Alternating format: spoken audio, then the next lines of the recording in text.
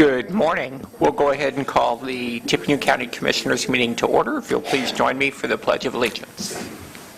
I pledge allegiance to the flag of the United States of America and to the republic for which it stands, one nation, under God, indivisible, with liberty and justice for all.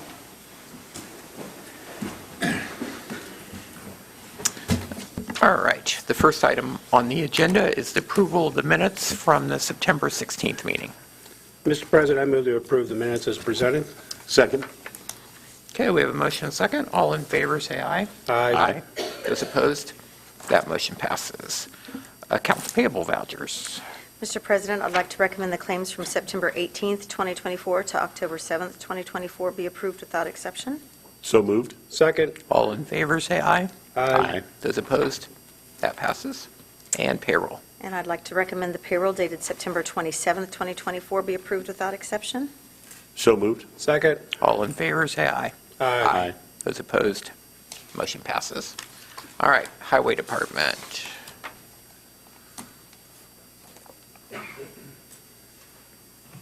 Good morning. We have first on the Pretty Prairie Dam decommissioning project, we have 3 parcels to accept. This will constitutes all of the parcels needed to decommission the dam. The first parcel is number 1, Bonnie Clark Revocable Trust in the amount of $14,000. Parcel 2, Marianne Bear Trust in the amount of $4,100. And then the third parcel is Priscilla Gertie in the amount of $3,700. Mr. President, I move that we approve the decommissioning, Pretty Prairie Dam decommissioning project of the 3 parcels as stated. Second. All right, we have a motion and a second. Any further discussion? Hearing none, all in favor, say aye. Aye. Those opposed? That motion passes. Our only other item is we're requesting to add an additional or a second traffic supervisor position. Mike Parks is retiring and we're moving towards additional positions. And you currently have the funding because you do not have a project engineer. Right. We have more than enough funding. We would have to go to council to switch that if we did find if and when we find a qualified candidate.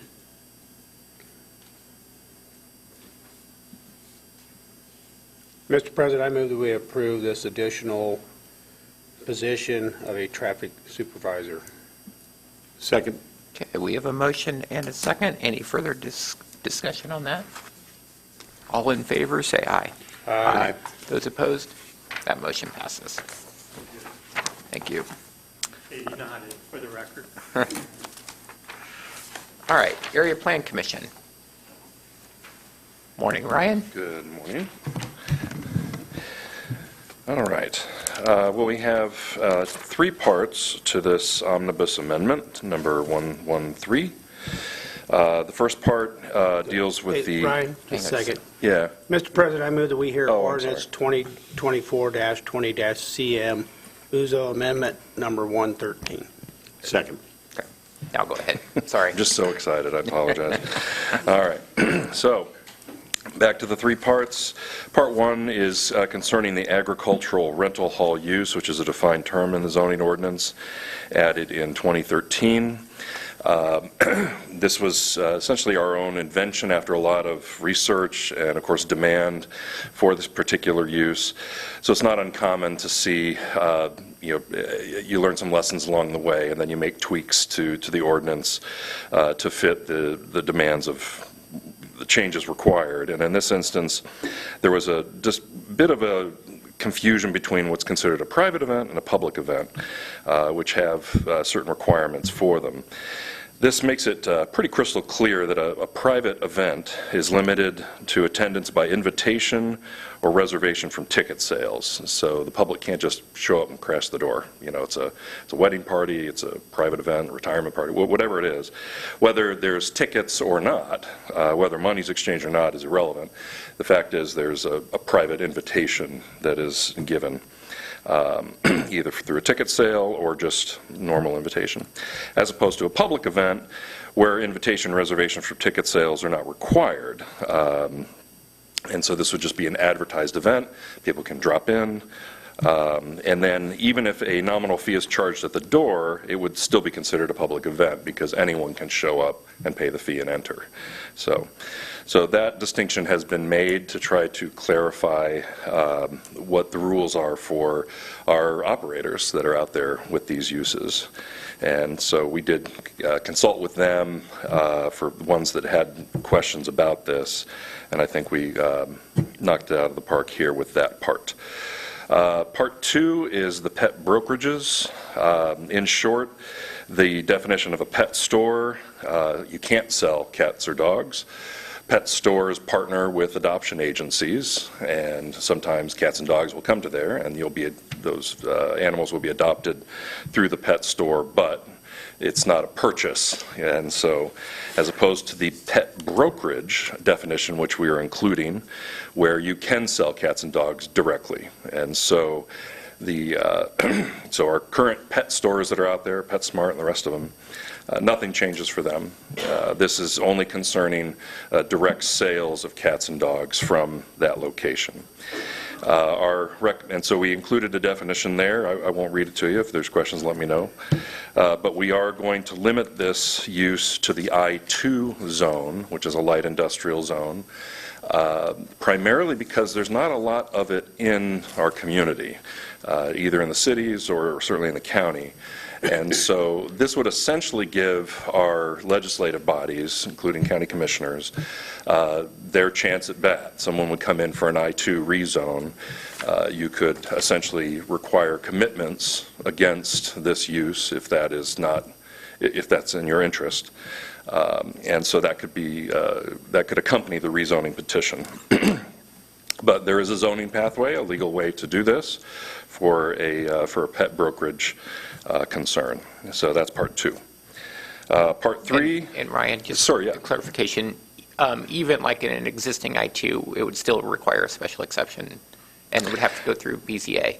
Let's see. Yes. Thank you for that nuance. Yes. Yeah, it is not a by right use in the I-2 zone. It would be by special exception. So for those very few existing I-2 zones in our community, they would still need the BZA action. So a public hearing would be required. The public elected officials, everyone would be able to have a chance to come and speak. Again, the third one, part 3, is concerning our kind of the catch-all SIC 799 indoor-outdoor businesses. And so the good example of a outdoor kind of agricultural use, agritourism use, is probably Exploration Acres. They operate under that SIC. But what we encountered was, I think, basically an error in the ordinance that actually prohibited indoor agricultural type uses, business uses in certain zones. And it just didn't make any sense because the outdoor one is far more intense. And so and this is essentially kind of just correcting a problem in the ordinance where there was a conflict with that to allow the indoor uses in the A and AW zones as well as the outdoor ones, and by special exception. The AA zone is left out because it is the select agricultural zone, and we want those areas to be reserved for crop production. So, happy to answer any questions.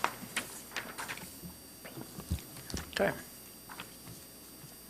Any questions for Ryan? I don't have any, thank you. Okay. Thank you. Is there any public comment in regard to this ordinance? Okay. Jennifer? Murtaugh, Yes. Brown, Yes. Byers. Yes. Ordinance 2024-20 CM passes 3-0. All right. HR. Sadie. Good morning. Good morning. Both judges are here to present on their own behalf, so I'll let Superior Court 1 go first. Okay. We thought we would defer. Oh, I can- No, that's okay. We can talk. We do it. I'd like The to- show's on the road today. Go I'll ahead. defer to Judge Williams, who just recently had a birthday, so he's the senior judge.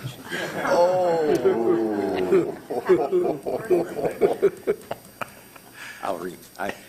Despite the age, I have a good memory about certain things. So, this is an issue which we've brought up with our council reps in the past, and it's becoming more and more apparent for us and our staff that these are positions which we need. Currently, we each have a full-time bailiff, a full-time court reporter, and a position which is referred to as an RPT judicial assistant, which is 4 days a week, 30 hours, with no perf, but everything else is there. We are, Judge Meyer, is number 2 on the list in terms of the work right now, the workload. I am number 3. We are the only ones in the courthouse who don't have three, at least 3 full-time staff positions. So that's the beginning of it. When we are looking to fill this position, that one factor, the lack of the perf, is making it, put yourself in the position. Why would I leave a position where I'm getting benefits and I'm going to take a 4-day-a-week position, fewer hours where I'm not going to get the benefits? So you may have an idea, and no offense to those who have applied in the past, but the applications may not be what we were looking for. Judge? Well, I would just say, if you recall, you guys graciously approved this position about 8 years ago. We sort of created this as a hybrid position, and the thought was that particular position would be sort of cross-trained. That person would learn court reporting duties and also the jury bailiff and office procedure duties, so that person sort of fills in when we have a shortage or a vacation from our court reporter or our bailiff. So we've been working with that for about 8 years, but what we've discovered now is we really need it to be full-time, because there are times when the other 2 are off and we're left with 1, or vice versa. Our caseloads have not decreased, they've increased, responsibilities have increased, and what we really discovered is this position, we're really asking these people to do 2 jobs, and in order to attract the quality of candidates, we would like to elevate it up to a full-time to provide for the perf. We think that would be helpful for retention and also for recruiting when an opening occurs. And we think it's necessary for our continued operations. Okay. Doesn't happen very often, but where we usually sit, but do you have questions for us? Well, this was brought before the Personnel Committee. The Personnel Committee did listen to it. We kind of gave the agreement to it. So, and basically with the elements of what you're stating. And so they have insurance, but no perf. That's the issue. Correct. And this moves to full-time. And we Yeah, get an and extra day. now it's, Right. yes. Day of work.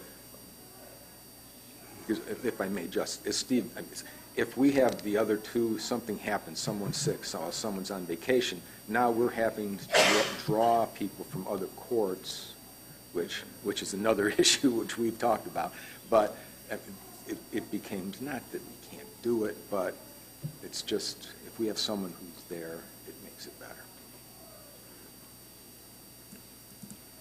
Mr. President, I move that we approve the elimination of a regular part-time judicial assistant in Superior 1 and Superior 2, and we create a full-time judicial assistant, comment 4, for Superior 1 and Superior 2. And I second that motion. Okay, so we have a motion and a second. Any further discussion or questions? Seeing none, all in favor, say aye. Aye. Those opposed? That motion passes. Thank you so much. Thank you. Thank you. Thank you all.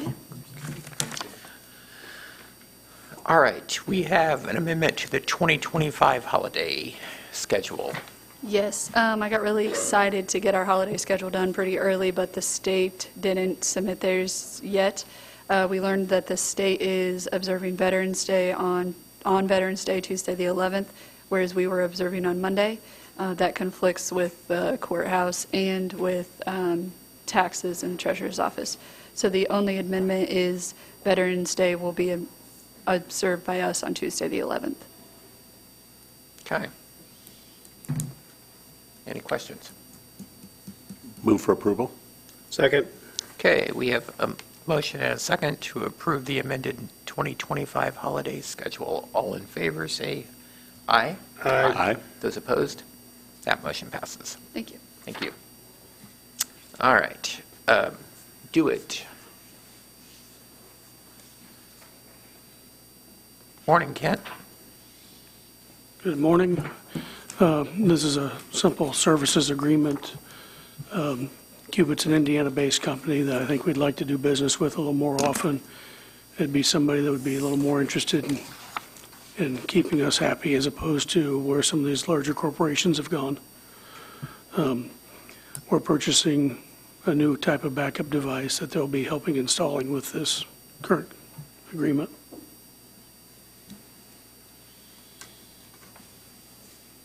Mr. President, I would move that we approve the agreement with Cubit Networks LLC in the amount of $69,011.38.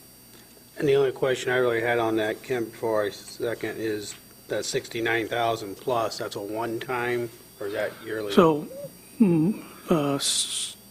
was 61,000 or 64,000, that is the hardware.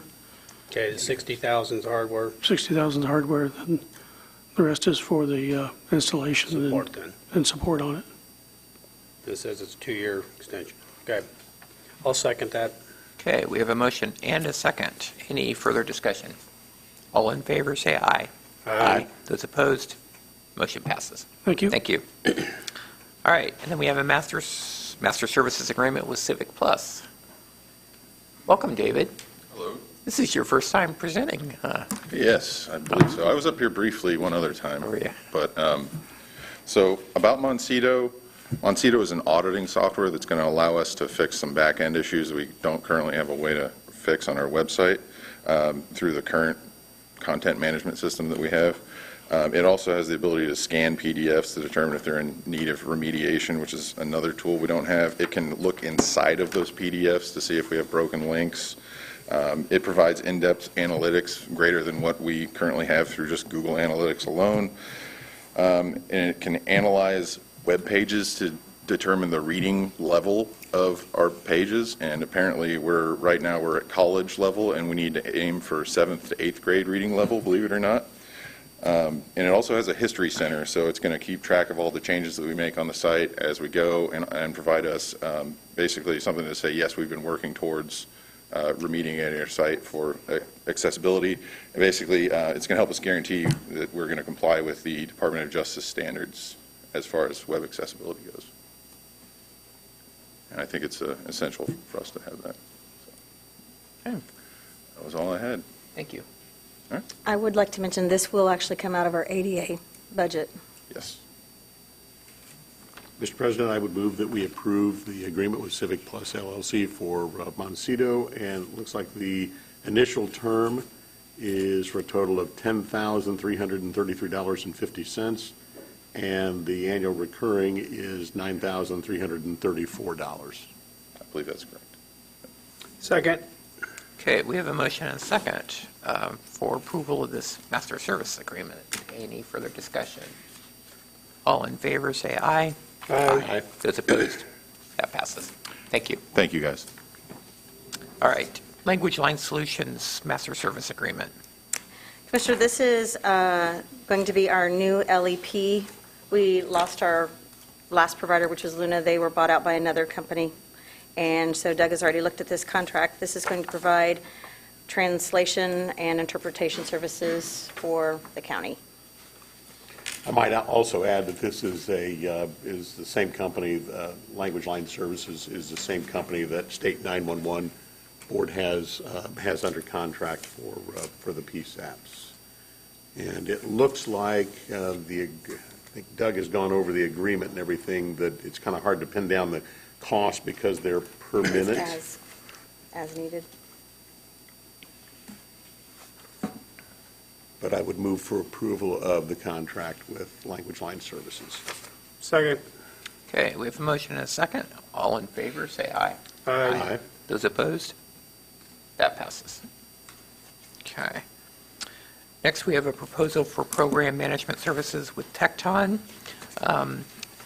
We have already accepted a grant from the state of Indiana to do an energy study on all of the Tippecanoe County facilities, I should say 12 of the Tippecanoe County facilities. This is an agreement with Tecton to manage that process in the amount of, I believe it was 60,000 even. Yep, 60,000. I'll entertain a motion for approval. So moved. Second. All in favor, say aye. Aye. Those opposed? That passes. And we have a couple change orders. The next one is a change order for the Tippecanoe County Animal Shelter for some additional trim and paint around storage areas that were added to the cat cages and repairs in the amount of $3,348. So moved. Second. All in favor, say aye. Aye. Those opposed? Passes. And then we have a change order for the roof project at the jail. This is the change order we like to see. This is with the sheriff's roof project. It was unused allowances, so we approved the deduct of $5,000 for this change order. So move. Second. All in favor, say aye. Aye. Those opposed? That passes. All right. And the Tippecanoe Regional Opioid Settlement Community Committee. Sharon, I'm assuming you're covering this.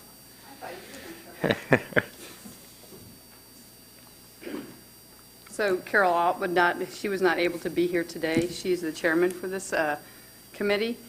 I think most of you are aware what the Tippecanoe Opioid Settlement Community Committee is. It's a regional committee, was how it was formed and everything. We had a second round of grants. We had 13 agencies apply for that, and out of those 13, we have 11 that were awarded. Our grant committee reviewed it, interviewed that, and we submitted the requirements and suggestions to the full committee last Friday, and they all unanimously voted to approve these grants. So I asked them the agencies to come today, and I do have some agencies here. I can read off the agencies if that's what you would like for me to do with the amounts, and then they can stand when they hear their name, and I would appreciate that. So first up is the Lafayette Transitional Housing. They are providing a grant for $55,852 to cover a community health worker. Then Mental Health America is getting $6,430 for a motivational interviewer. Meridian Health Services is getting $10,503 for Home with Hope scholarships. NAMI is getting a grant for $75,150 to provide the RAP services in the community. Outreach Advocacy Center is getting a $233,800 community care clinic services. Oxford House is getting $163,285 for expansion of their Oxford House program. Paul Plan Ministries is getting $30,000 for the First Day Out program. Recovery Cafe is getting 2 grants because we included, I forgot what it's called. Construction. Capital grant applications because that's considered in the Exhibit E that they can be covered for that. So the first grant they received is Pathway to Stability for $600,000. And the second grant they asked for was a specific program calling Standing in the Gap for $104,000 and $125,000. Tippecanoe County Sheriff's Office is getting $100,000 for their IRACs, and that stands for, I don't remember. Do you remember what it is? Intervention, Recovery, Advocacy, something or other. It's a new program that we're starting out, and they will have tomorrow a briefing on that, so that will be interesting to see. West Lafayette Police asked for $56,754 for a social services and crisis response person. Willowstone, again, had a capital and a program grant. They have a community support grant for $66,644, and Willowstone renovation was $70,000, for a total of $1,573,543,000, or $543. And again, that was all approved through the process of everything, and we still have another $1 million sitting in our bank for another round of grants in the future. Do you have any questions? No, and thank you for the representatives showing up. We appreciate it. And the committee that put a lot of time to review a lot of applications, so. Hopefully with Doug's work, at the next commissioners meeting, we'll have all the contracts ready. We can get that wrapped up, and then we can have a formal presentation. And so forth. So. When do you expect to have the next round of grants, grant funding available? Would it be like 6 months, or do you think it'd be a full year? At least 6 months, Okay. because I'm sure we'll get another round of payments in between now and then, I hope so, and then we can increase that amount, so. Okay. Mr. President, I would move that we approve the awards as outlined by Sharon. Second.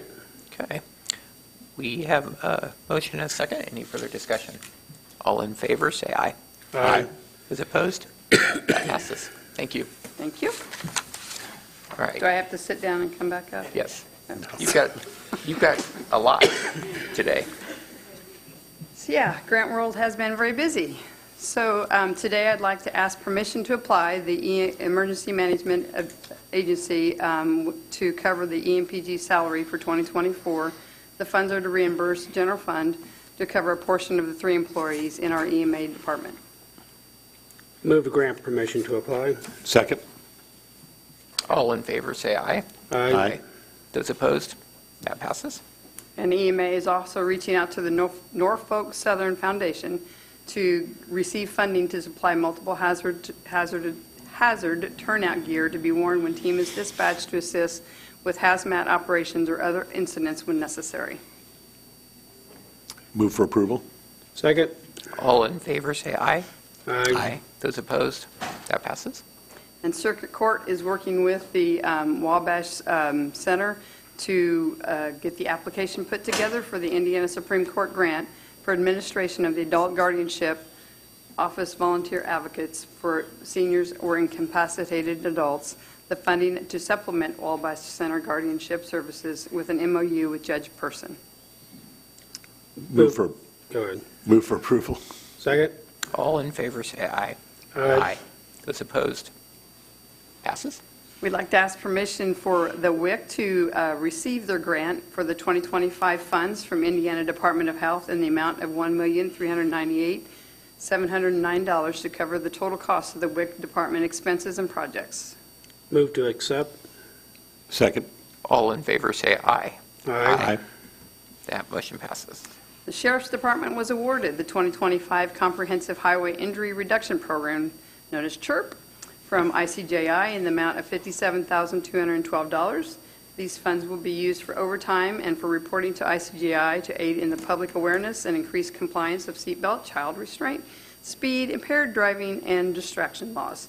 The match for this grant will be the budgeted salaries and benefits for the deputies, as well as mileage from our vehicles used during the blitzes. Move for permission to accept the grant. Second. All in favor, say aye. Aye. Those opposed? That motion passes. And as you heard earlier, the Sheriff's Department was awarded funds from the TROSCC RFA number 2 and the amount of $100,000 to assist in the initiation of the, Integrated Reentry and Correctional Support Program with the Tippecanoe County Jail.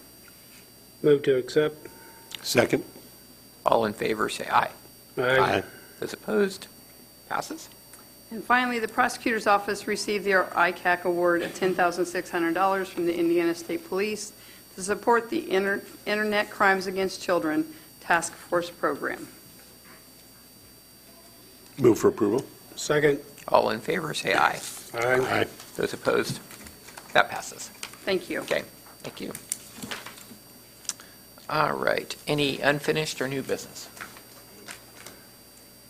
Okay, reports on file. We have a report from the Building Commission, Tippecanoe County Coroner's Office, the Tippecanoe County Clerk of the Courts, and the Tippecanoe County Treasurer.